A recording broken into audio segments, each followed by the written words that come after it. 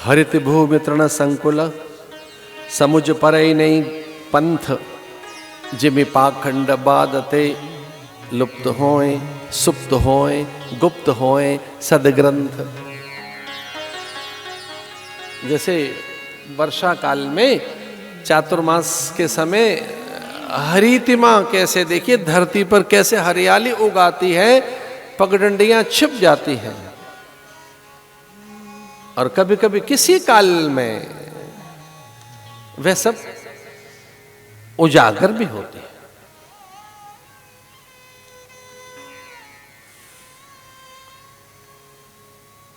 मैं तपोतप्य माना परिमित हारा एकांतशीली जड़ांध बगिरा कृति। साधना में जो एकांत है, इसका अर्थ केवल इसका अर्थ गिरि गुहाओं में, कंदराओं में, हिम गुहाओं में, गुफाओं में, गह्वरों में ही जाना नहीं है। एकांत का अर्थ है एक शिष्ट सभ्य सुसंस्कृत विचार के साथ रहना, इंद्रियों के आवेश, उसकी उत्तेजना, उसके उन्माद को शांत करके रखना। एकांत का अर्थ यहां एकाग्रता से भी है कि जो आपकी वृत्तियां हैं उनमें एकाग्रता आए। और वृत्तियों की चर्चा करते हुए महर्षि पतंजलि कहते हैं जो सबसे श्रेष्ठ वृत्ति है, चित्त की जो अवस्था है, वो एकाग्रता है। जो चित्त की वृत्तियां हैं, उन चित्त की वृत्तियों की चर्चा करते हुए शास्त्र कहता है जो उत्तम कोटि की चित्त की अवस्था है वो एकाग्रता है। और उससे पूर्व की जितनी वृत्तियां हैं उनमें व्यग्रता, मूढ़ता, जड़ता, शठता, क्षिप्तता, विक्षिप्तता, वो तब है जब बहुत अधिक आप में काम है, विषयासक्ति है, तमोगुण है, जब आप खुद पर नियंत्रण नहीं कर पा रहे हैं, आप में विवेक का अभाव है, विचार का अभाव है, आप में शील संयम सदाचार नहीं है, जब आप में नैतिकता का अभाव है, तब मन अधिक व्यग्र है। जिनके पास नैतिकता है, शील संयम सदाचार है, जिनके पास धर्म का अंकुश है, उनका मन सहज है, शांत है, व्यवस्थित है, मर्यादित है, नियंत्रित है। और ये बड़ी कला है। इससे बड़ी और कला क्या होगी? इन महात्माओं के नाम के आगे प्राय स्वामी लिखा जाता है। स्वामी, ये स्वामी शब्द क्या है भाई? स्वामी का आशय यहां मालिक से नहीं है। स्वामी का अर्थ है जो स्वयं को नियंत्रित किए हुए बैठा है। स्वामी विवेकानंद, स्वामी दयानंद, जैसे पूज्य स्वामी दयानंद सरस्वती, पूज्य स्वामी विवेकानंद, स्वामी अरविंदो। तो जो स्वामी शब्द है प्राय यतियों के नाम के आगे लगाया जाता है, सन्यासियों के नाम के आगे। अब ये सन्यासी कौन? जिन्होंने अपनी कामनाओं का न्यास कर लिया है। सम्यक न्यास से न्यासी शब्द बना है। सन्यासी शब्द का अर्थ है जिसमें ऐषणाओं का अभाव हो गया। अब उसमें ऐषणाएं नहीं रही हैं।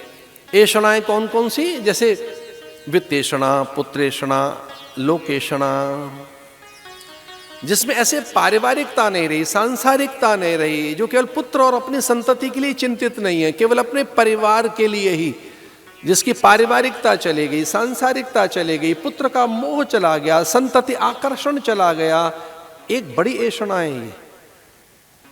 व्यक्ति कई बार अपनी संतानों के लिए असभ्य अशिष्ट हो जाता है। वो स्वयं भ्रष्ट नहीं होता, पर कई बार अपनी संतति के लिए दशरथ रो पड़े ये सुनकर के राम बन गए, और राम बन जाने के बाद तो प्राण दे बैठे दशरथ।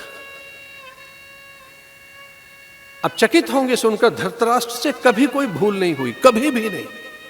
धृतराष्ट्र से कभी कोई अपराध नहीं हुआ, कोई पाप नहीं हुआ, लेकिन पुत्र की आसक्ति में धृतराष्ट्र से अनेक अपराध हो गए। ऐषणा ऐसी है, संतति ऐषणा। पुत्रेषणा मतलब अपने संतानों के लिए जो हमारी ऐषणा है हमें अशिष्ट करती है, असभ्य करती है, हमारी चित्त को व्यग्र करती है, व्यथा देती है, व्याकुलता देती है, पीड़ा देती है। इसलिए सन्यासी किसे कहेंगे? जिसने कामनाओं का न्यास कर लिया, अपनी पहली ऐशना जीत ली, पारिवारिकता से ऊपर उठ गया, सांसारिकता से ऊपर उठ गया। इसका अर्थ है वो स्वामी की दिशा में है, नियंत्रण की दिशा में है, वो अब मर्यादित है, संयत है। फिर दूसरी है वित्तेषणा। जो कुछ द्रव्य है, जो कुछ भी वस्तु पदार्थ है, वो दूसरों के लिए, अन्यों के लिए है। जो कुछ भी मेरे लिए है, तो सन्यासी के पास जो कुछ है वो अन्य के लिए है। सन्यासी की संज्ञा वृक्ष से बताई गई। साधु और पेड़ एक जैसे, जैसे पेड़ की सब चीज दूसरों के लिए, गोंद, छाल, छाया, वलकल, हरितिमा, गंध, सुगंध, मकरंद, सूखा, काष्ठ और द्रव्य जो कुछ उसके पास है। एक वृक्ष पर्जन्यों को, बादलों को बुलाता, उसकी आर्द्रता, उसमें गंध, सुगंध, मकरंद जो है, वैसे ही सन्यासी में वित्तेषणा भी नहीं होती, इसलिए वो स्वामी है। और तीसरा लोकेषणा। लोकेषणा का अर्थ है कि लोक में मेरी सिद्धि हो, मैं लोक ख्यात बन जाऊं, लोकमान्य बन जाऊं, लोकप्रिय बन जाऊं, लोक में मेरा यश रहे, अथवा परलोक में भी इन ऐषणाओं से जो मुक्त है और इसमें एकाग्रता सिद्ध हो गई है, और निरुद्धावस्था, जब चित्त शांत हो गया, उस अवस्था का नाम है स्वामी। अब ये स्वामी हो गया जिसने अपने को जीत लिया, अपने को स्थिर कर लिया।